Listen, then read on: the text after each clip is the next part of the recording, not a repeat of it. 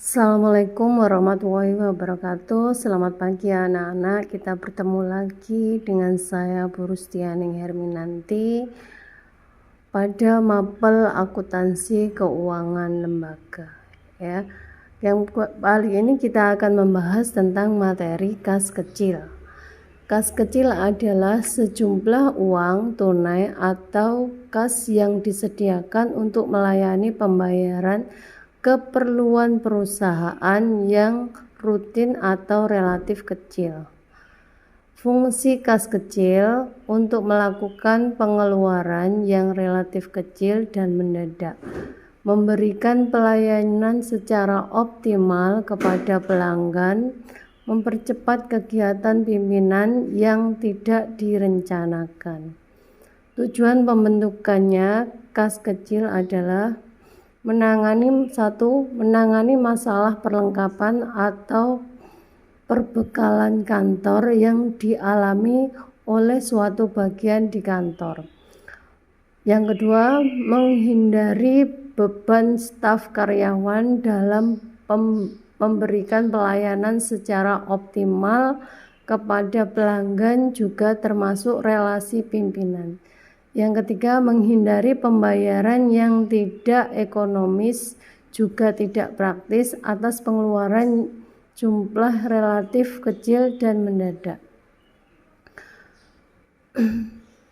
Elemen yang terdapat dalam kas kecil, satu yaitu bagian kas, yang kedua bagian akuntansi, yang ketiga pemegang dana kas kecil.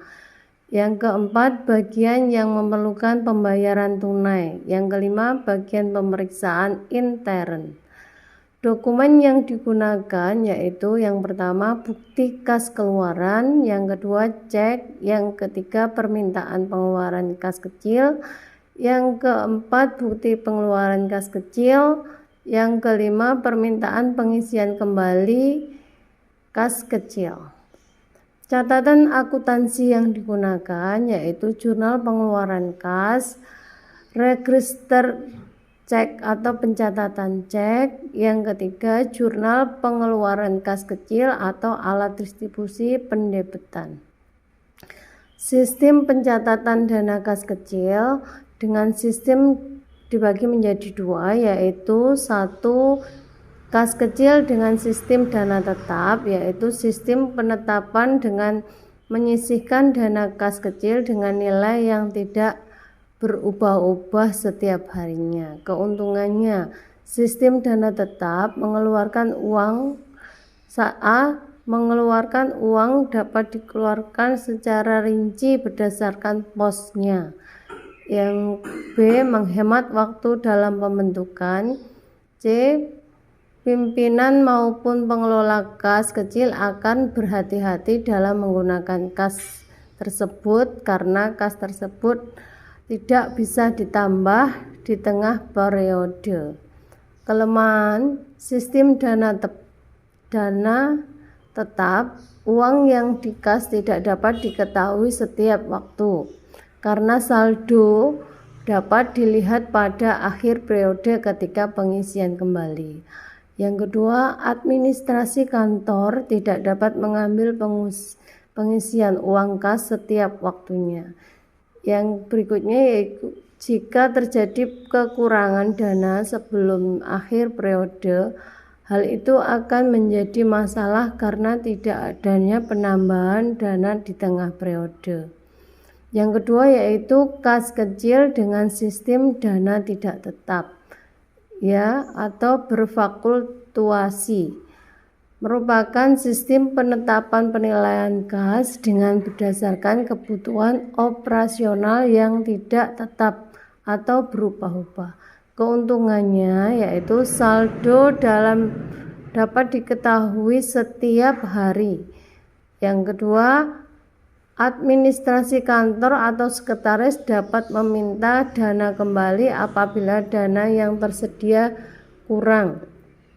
Yang ketiga, dapat meringankan beban pekerja atau angkutan karena penjualan dapat berlangsung dilakukan di kasir kecil saat terjadinya transaksi kas kecil.